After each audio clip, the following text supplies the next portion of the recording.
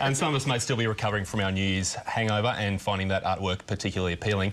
But have you managed to keep your New Year's resolution 2 days into the new year? After counting down... 3, 2, 1... Snogging someone, anyone, and sometimes overindulging... Mum, I'd had nothing to drink tonight. Many people stop, take a good hard look at themselves and decide to make some serious changes. My New Year's resolution this year is to be debt-free by the end of the year.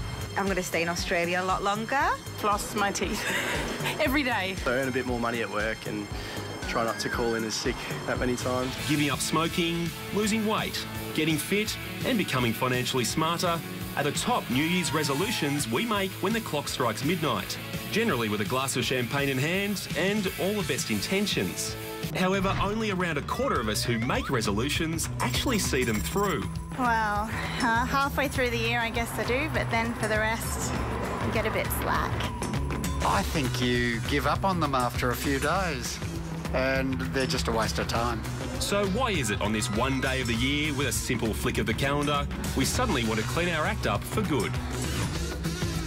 Dr. Darryl Cross is a psychologist and a life coach. Darryl, over the new year, many people would have made some pretty special New Year's resolutions. How did this tradition start?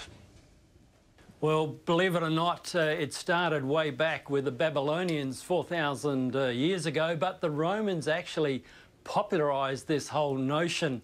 They, at the start of every year, they would count their stock from the previous year, and then they would set a goal to increase that stock for the forthcoming year. Darryl, obviously people have really good intentions at this time of year, but why do we find it so hard to stick with these resolutions? That's basically because they end up being intentions rather than anything more than that. So what we have is people, I guess, wanting to change but not putting in the real planning and substance that needs to occur to make such happen.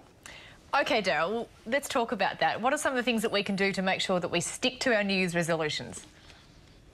Well, I guess the first thing is you've really got to, one, want to change. You've got to want to do it yourself. And then secondly, you've really got to plan that goal very, very carefully. That goal's got to be specific, but more particularly, it's really helpful if you've got someone you can be accountable to.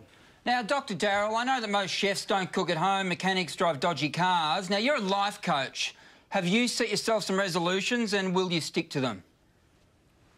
Well, it's a great question, but I haven't set the resolutions, but I have done the planning. In mid-December, I met with a colleague and I set my goals for this forthcoming year. And we meet every week and he checks his goals and I check my goals, because really most people spend more time planning a weekend barbecue than they do their own lives. And so, yes, I do sit down and take that seriously. Well, Darryl, thanks for joining us, and my promise to you is now to have the world's best barbecue. Thank you. Excellent.